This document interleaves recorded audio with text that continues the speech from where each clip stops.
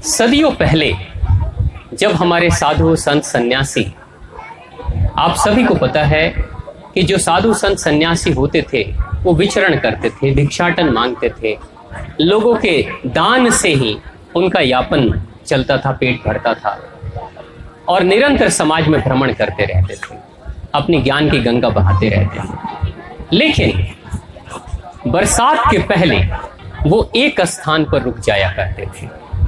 जो भी साधु संत सन्यासी थे वो एक जगह पर रुक जाता था। क्यों रुकते थे?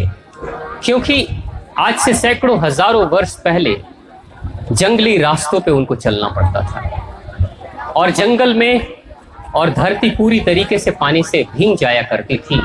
तो कहीं दलदल, कहीं पानी, कहीं नदी, कहीं तालाब, सभी भरे हुए रहते थे। तो कहीं भी आना जाना, क्योंकि बहुत सारे कीड़े मकोड़े, बहुत सारे जानवर भी निकल जाते थे, झाड़ियां बड़ी बड़ी हो जाती थी। तो 3 माह के लिए सावन के महीने से, जो गुरु पूर्णिमा हम लोग मनाते हैं, गुरु पूर्णिमा से ही 3 माह के लिए लगातार पूरे बरसात में साधु संत सन्यासी किसी एक जगह पर रुक जाते थे। जिस किसी भी गांव में वो ठहरते थे उस गांव में लगातार 3 महीने तक सत्संग प्रवचन ही चलता था। अब जहां साधु संत सन्यासी रहेंगे वहां क्या बातें करेंगे? वो तो बातें ही यही करेंगे जो उन्होंने जीवन भर सीखा है, चाहे वो स्वास्थ्य की बातें हो, चाहे भगवान की बात हो, चाहे आध्यात्मिक उन्नति की बात हो, तो यही बातें चलती थी। और पहले, अब तो ये चलन धीरे धीरे खत्म होते चला जा रहा है। पहले हमारे जो पूर्वजों के जीवन में आप अपने दादा परदादा से जब पूछेंगे तो आपको पता चलेगा सभी घर के अपने कुल गुरु हुआ करते थे। सभी घरों में अपने कुल गुरु होते थे, यानी कि प्रत्येक घर का प्रत्येक सदस्य किसी न किसी गुरु के संपर्क में रहता था और गुरु के मार्गदर्शन में ही जीवन जीते थे। आज स्थिति बदल गई है, अब कुल गुरु नहीं है, अब फैमिली डॉक्टर घरों में है। इसका मतलब क्या हुआ? अब बीमारियां ज्यादा बढ़ रही हैं तो अब हमें डॉक्टर की जरूरत है। पहले बीमारियां कम थी, जीवन ज्यादा बेहतर था, खुशहाल जिंदगी थी, तो ज्ञान की जरूरत थी, इसलिए गुरु की जरूरत पड़ जाती थी। आज ज्ञान की जरूरत नहीं है, आज स्वास्थ्य की जरूरत है, क्योंकि बीमारियां बहुत तेजी से बढ़ रही हैं। जबकि सच्चाई क्या है? फिर से अगर गुरु की शरण में आप जाते हो, फिर से उस जीवन को जीने की कला का ज्ञान सीखते हो, कैसे जीना है, कैसे खाना है, कैसे उठना है, कैसे बैठना है, जीवन को बेहतर तरीके से जीने की कला अगर आप सीख लेंगे तो धीरे धीरे बीमारियां तो स्वतः भाग जाएंगी। बीमारियों की जरूरत क्या? आज दिनचर्या में परिवर्तन हो गया, आज हमारी दिनचर्या खराब हो गई है, आज हमारा रोज का रूटीन खराब हो गया। नतीजा क्या हो रहा है? बहुत ऐसे घर में हैं जिनके बच्चे आज भी 7 बजे, 8 बजे, 9 बजे तक सोए रहते हैं। छुट्टी के दिन तो आराम से घर में पड़े रहते हैं, खाने का कोई टाइम नहीं। पहले कहाँ हम लोग कोशिश करते थे, हमारे पूर्वज कोशिश करते थे कि सूर्यास्त से पहले खाना खा लें, लेकिन सूर्यास्त के बाद भी अगर खाना खाते हैं तो जितनी जल्दी हो सके 6 बजे 7 बजे तक खाना खा लें। आज की तो हालत है कि जैसे जैसे अमीरी बढ़ रही है, अब धीरे धीरे खाने का समय 10 बजे, 11 बजे, 12 बजे भी चला गया है।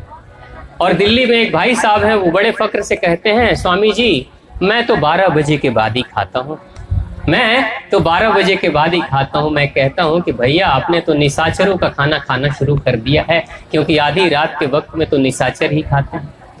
अब इंसान भी निशाचरों की तरह व्यवहार करना शुरू कर दिया है, तो बीमारियां भी तो निशाचरों वाली होंगी। तो ये जीवन को जीने की जो कला है वो हम भूलते चले जा रहे हैं।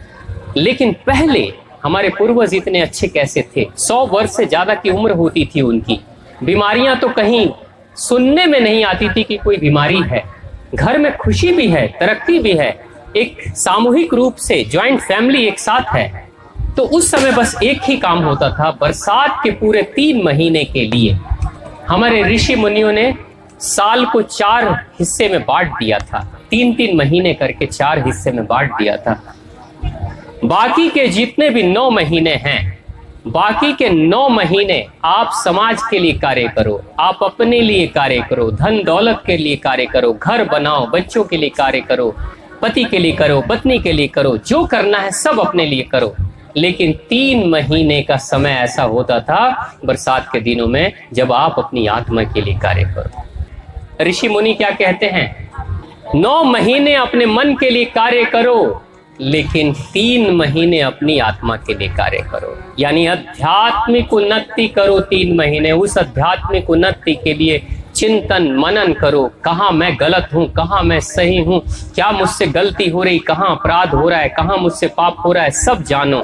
3 महीने का समय दो। उस 3 महीने का ही समय ये निश्चित किया गया है जो सावन की शुरुआत से शुरू हो जाता है और लगातार चलता है।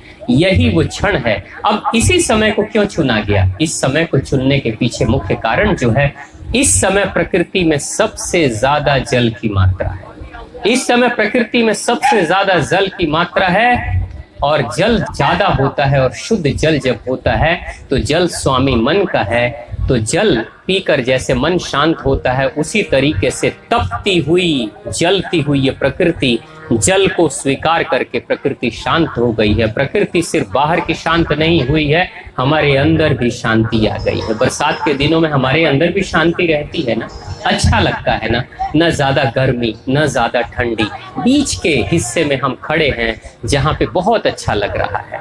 यहाँ स्वेटर की भी जरूरत नहीं है, यहाँ वस्त्र भी फेंकने की जरूरत नहीं है, यहाँ जो भी पहने हैं जो भी खा रहे हैं सब अच्छा है, समभाव है। यानी जल की अधिकता इस समय सबसे ज्यादा है। बरसात से पहले अग्नि ज्यादा मात्रा में थी, अब बरसात के बाद ठंड बढ़ जाएगी बहुत ज्यादा, हम ठिठुरने लगेंगे, हम बाहर निकलना बंद कर देंगे, हम एक स्थान पर रुक जाएंगे, सुरक्षित होने की कोशिश करेंगे।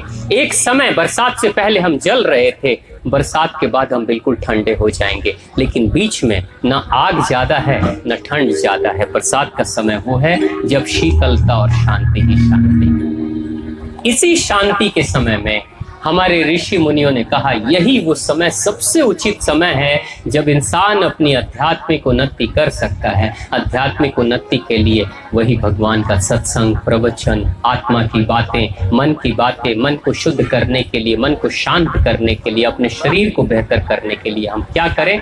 तो 3 महीने का समय ऐसा होता था जब प्रत्येक भारतीय अपने स्वयं के कल्याण के लिए आध्यात्मिक उन्नति के लिए कार्य करता था। लेकिन हम अब धीरे धीरे भूलते चले जा रहे हैं। और इस समय हमारी जो माताएं हैं, गांव की माताएं हैं, अनेकों तरह के सुंदर सुंदर भजन कीर्तन भी करती हैं भगवान को रिझाने के लिए, भगवान को खुश करने के लिए। ये सारे आयोजन जितने भी हो रहे हैं, चाहे कोई पूजा कराए, चाहे कोई कथा कराए, चाहे कहीं कोई भंडारा हो रहा हो, चाहे माताएं गा रही हो, इन सब का मकसद सिर्फ एक होता है, किसी न किसी बहाने हमारा मन खुश हो जाए, मन शांत हो जाए। जिसका मन शांत होता है वही मन खुश होता है, जिसका मन बेचैन होगा वो खुश नहीं हो पाएगा। मन की बेचैनी के साथ मन की खुशी कम हो जाती है, मन की शांति के साथ मन की खुशी बढ़ जाती है। इसलिए इस खुशी को बढ़ाने के लिए ही हम इस तरह के सारे आयोजन कर रहे हैं। तो प्रेम से बोलिए जलपा वाली माता की, महाआद्य भगवती की।